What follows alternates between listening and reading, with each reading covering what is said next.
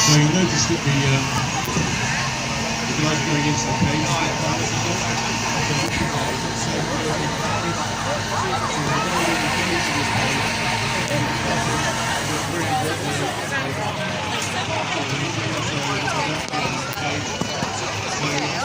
Paramedic, thank you.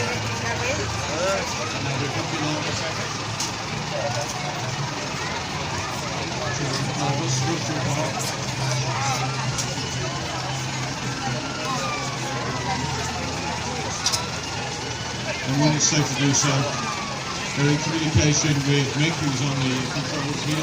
We can control the light from the cage. In this instance, Mick has got the controls.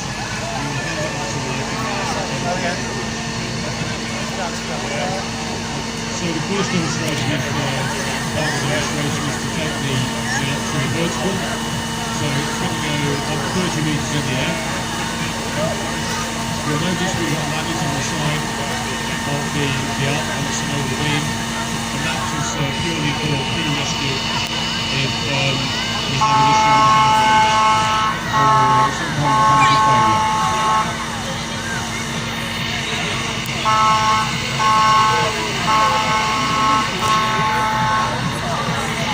So nice slow control, nothing happens quickly because of the extension of the arm. We can't have fast movements because you have to improve a bit sick, and also it's not to be stable to do that. So nice slow movements to position the arm accordingly to the job that we need to do.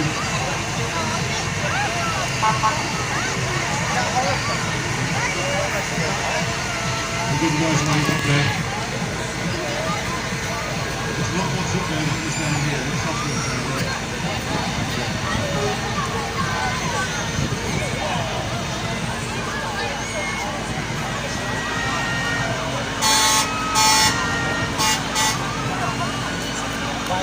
So we have certain parameters around which we can place.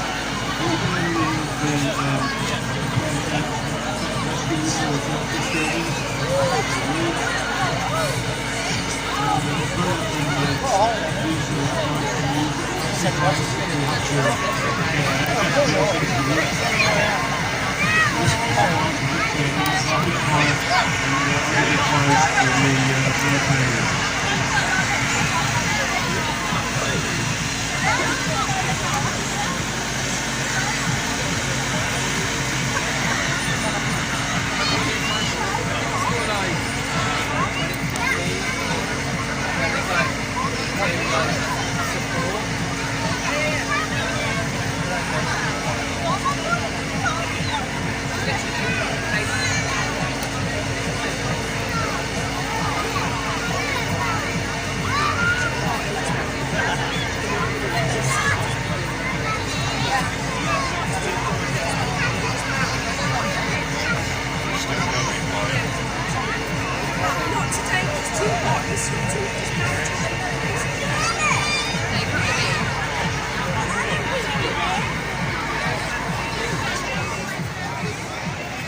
So we're at the Fire Station now, and the next part of the demonstration will be to bring the crews down and to access the top of the structure here to rescue the public.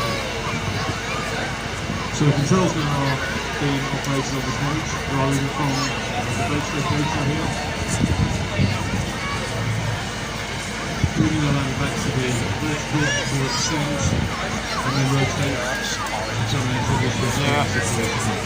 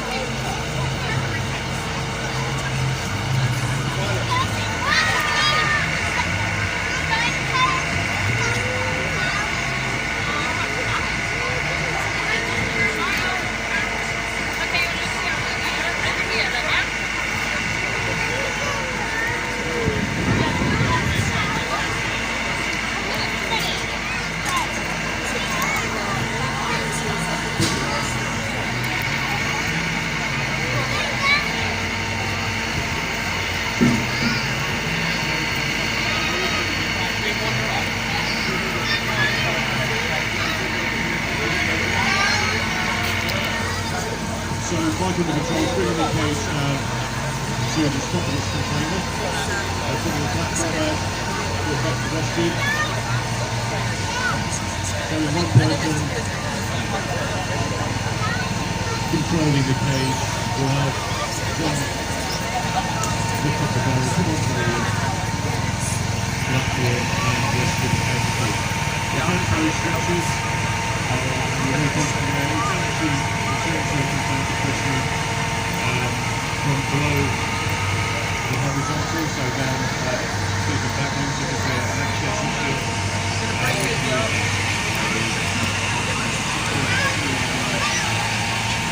full consideration of safety. So making the job as easy as we can for ourselves before we start working. And we'll have a two-person lift. You can see that the casualty is not heavy, so we'll be able to get into the cage and make that rescue, and then resecure the cage, so both the casualty and the crew to life and safe.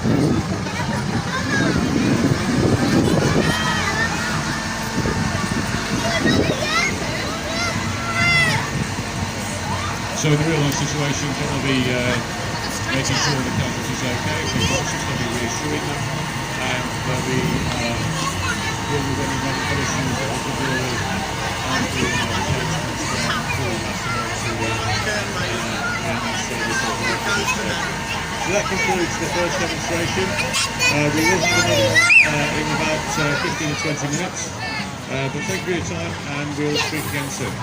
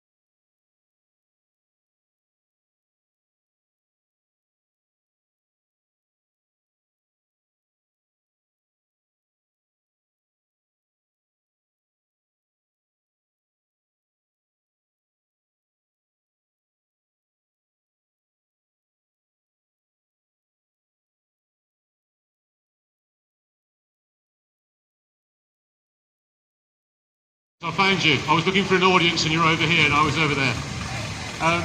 So we're just going to do a quick demo for you now of what we refer to as an aerial ladder platform. We call it an ALP, aerial ladder platform. This is used at high building rescues or high building incidents, high-rise incidents. But in this, the previous demonstration, we used it to rescue somebody off the top of one of these containers. For this one, we're going to demonstrate it as what we would call a water tower, so that we can use it to go over buildings, big buildings, something like the one you see behind you, or a big factory unit over there. And what we'll do is we'll put water directly on top of the fire, and if necessary, try and break the roof in so we can get some access to the fire more quickly. So this is the ALP working with water. I wouldn't stand over there if I was you. I think it's going to be a little bit wet in a couple of seconds. So you want to stand there, okay? Sign him up, quick, sign him up. He wants to come and work with us. So the ALP has got a 30-metre extension vertically. So we can go up 30 metres. We can also reach out. We've done a little bit here. It can work under the horizontal as well, so we can rescue people off the side of a bank. We did the custody rescue earlier. There you go.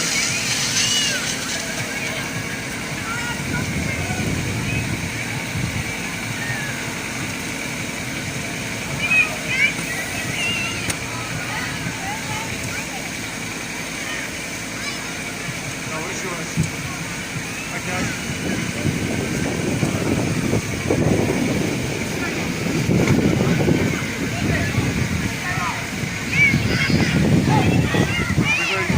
Water's very, very cold that comes off there. So be careful of that. But that's to demonstrate that we've got the ability to put water over distance from height.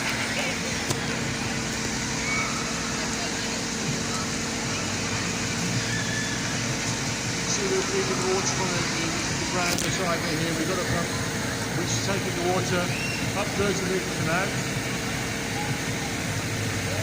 and turning the yard into a swimming pool.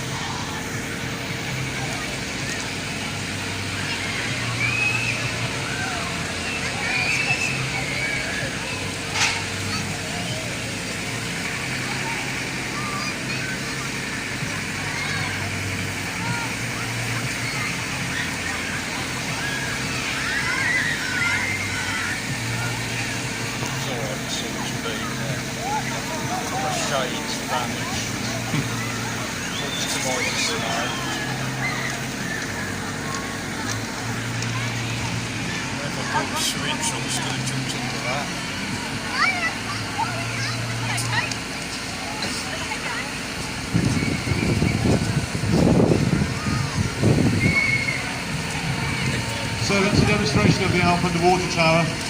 No more water coming out now, unfortunately, sorry.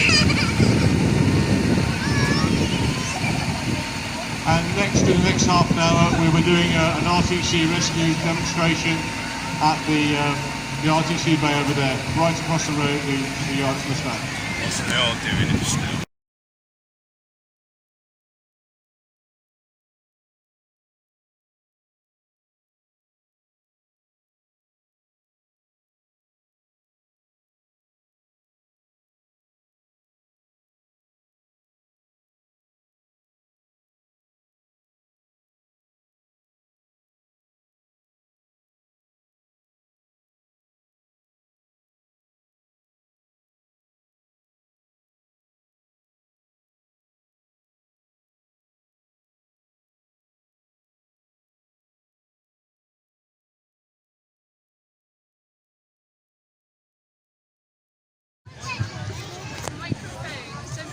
It's literally there. About it, so everyone can hear.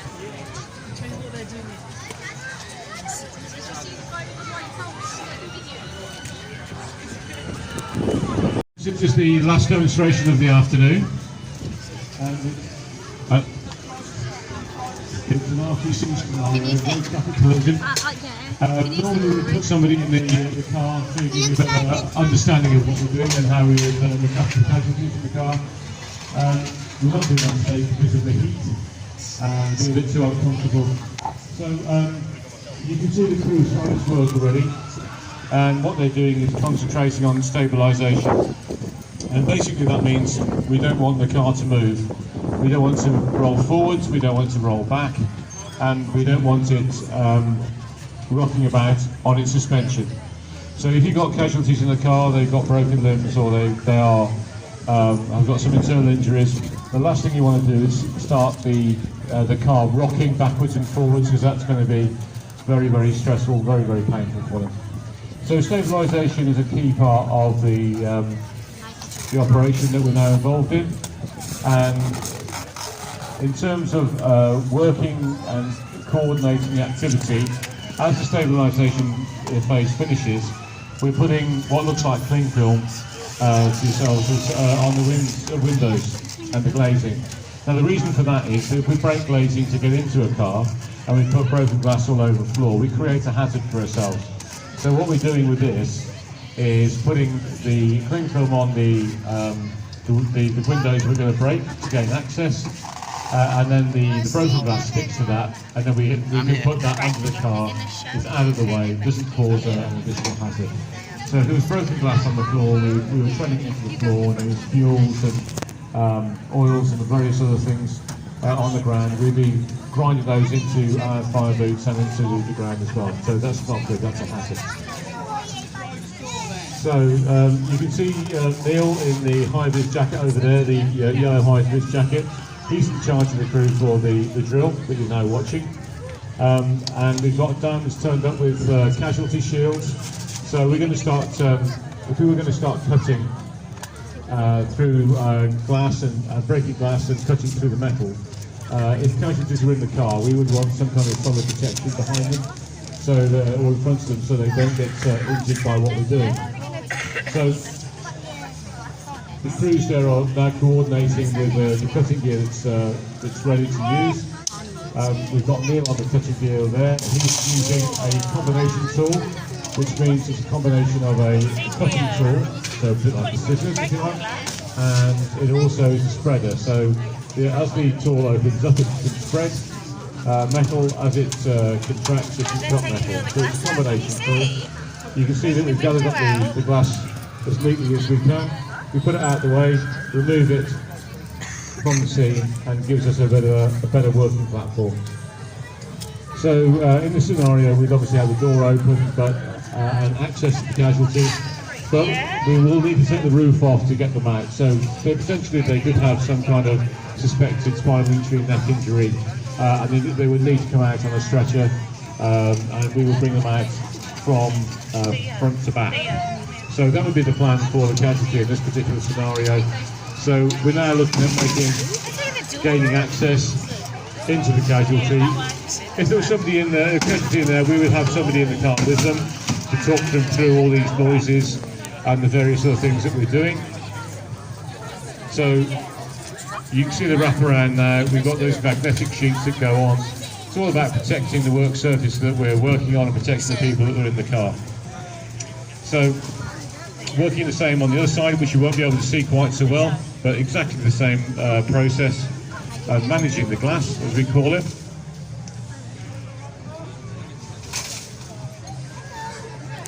And then the teams are working together to make sure we can access the car as safely as possible. You can see that it's very difficult for you to see unless you're on the far end, but we're using a spreader there to take the near side front door off, and it comes off fairly quickly, taking it off its hinges, and that's giving us access to be able to start thinking about taking the roof off. So again, we've got the magnetic sheets there, and we're protecting whoever's in the car, and we'll be looking at some point to do something with the windscreen. Checking for access in the boot. We've got access, so we don't need to cut that. Glass is already gone. So we can take the roof off the rear door off quite nicely. And again, on this side, we're using a spreading tool to create a gap between the rear door and the body of the car so we can get access to the rear door. Still on at the moment. So all of this is called space creation techniques. We'd also think about taking probably seats out on the back of the car if we needed to.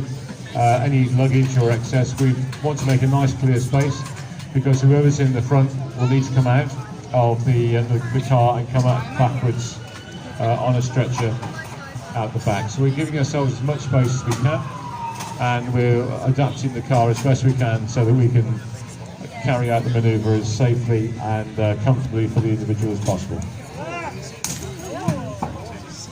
So here's the windscreen, different cutting technique for the windscreen. It's a laminated glazing, so we're using a glass saw. And the reason, of course, with the sheet being across the front of the windscreen, on the inside, sorry, is that we're protecting any glass shards going into the passenger compartment. So we've created an opportunity for ourselves now to take the front, the A pillars of the windscreen, cut through those, and then the windscreen will come with it. So Neil's assessing at the back. We've been led by a person who's doing all the cutting, which is Neil, and Eric is in the car just creating, making sure that we're not cutting through anything we should do, and then putting the glass through in a safe manner, and creating as little a hazard for ourselves as possible. So again, the spreading tool going in, goes in between the door and the B pillar, and then we open up the jaws of the spreading tool to force the hinges open, which will rip the hinges off the body. And as you can see, that's the reason, from the way the doors come off, that's the reason that we stabilise the car and try and keep the movement of the car to a minimum with injured people inside. So we got a nice opportunity now to take the roof off. You won't be able to see the side, but they're cutting through the roof pillars, the A, B and C pillars. So the A pillars are the ones on the side of the vehicle that hold the windscreen in. You can see somebody on the B pillar here in the middle, marking where we're going to cut. So we're making sure that there are no supplementary restraint devices or the pyrotechnics to set those off in the B pillar. So he's marking and scoring the metal where we can cut safely through. So all health and safety is at the forefront of everything we do, and we're trying then to create as little hazard for ourselves as we work through this process. So we've stabilised the car, we've gone through glass management, we've gone through now space creation, getting towards the end of that phase. And once that's complete, we'll be accessing the casualty and putting a longboard in, getting on the longboard and taking them out. So, cars are never completely predictable on how we can cut them. Sometimes if the car is very badly corroded, it makes cutting more difficult.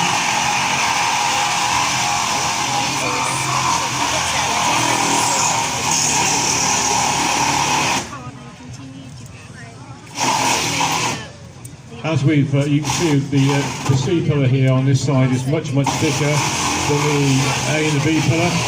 So we're using a different tool, a self-reciprocating saw, to go through that. So we're cutting through this one with a saw rather than cutting through with that sort of scissors technique. So obviously crew welfare is very important. A day like today, the fire kit's very hot. The bright orange tunics we're wearing are designed for the use of our PCs.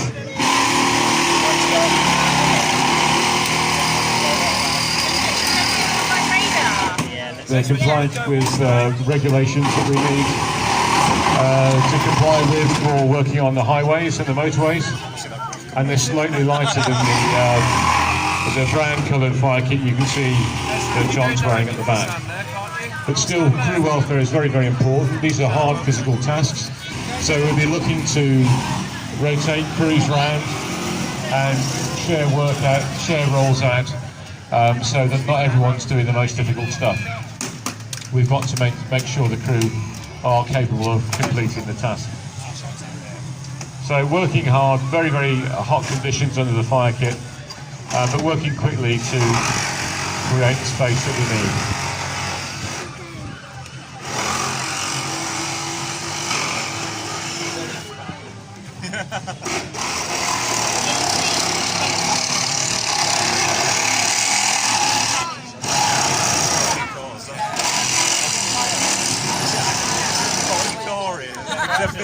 So you see simultaneous working taking place. We're going to looking at the next phase of the extrication. So we've got people working at the front, making sure that we're all through the pillars that we need to be through, so that when we start to remove the roof, it comes up in one piece.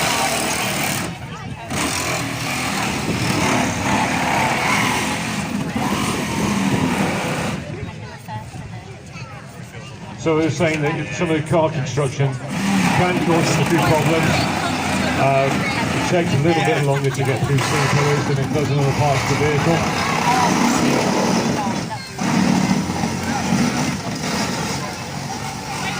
But there we have the thumbs up from John that we've gone all the way through. So that's ready to go. The last pillar we would use, the last pillar we would cut would be that closest to the casualty. So we're assuming there's a casualty in the front seat here.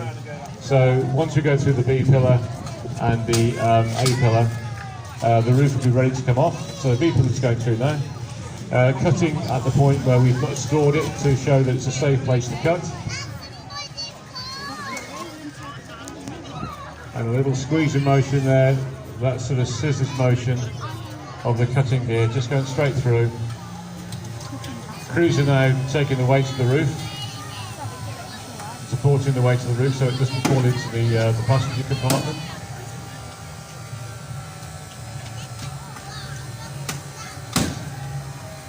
There we go. That's the last of the B pillar. That's a cheap way to get soft, isn't it? And now ready to come off. Making sure we're clear. Not going to compromise anybody in the vehicle. One last cut, I think we'll see the roof off.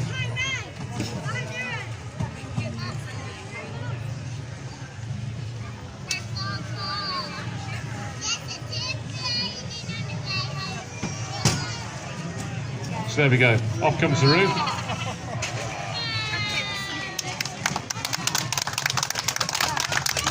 And that's essentially how we would get people out of the car. So obviously we've been working with our colleagues in the paramedics to access the casualties, treat them while the cutting is going on, and then we will work to whatever they need for us to assist them in removing the casualty from the cars. You can see again, health and safety is very important. We're covering up all the sharps, so people could still be working around that the vehicle once we got access, and we were looking to ensure that nobody's going to injure themselves further while working on the casualty by being cut on sharp metals. Okay, I think that's about it. If you could like to show your appreciation for the crews and demonstration, a little bit later than the intended today, but I hope you've enjoyed that, and I think you'll see as they take the fire kit off how hot it is under these conditions on the fire kit. Okay, thank you very much.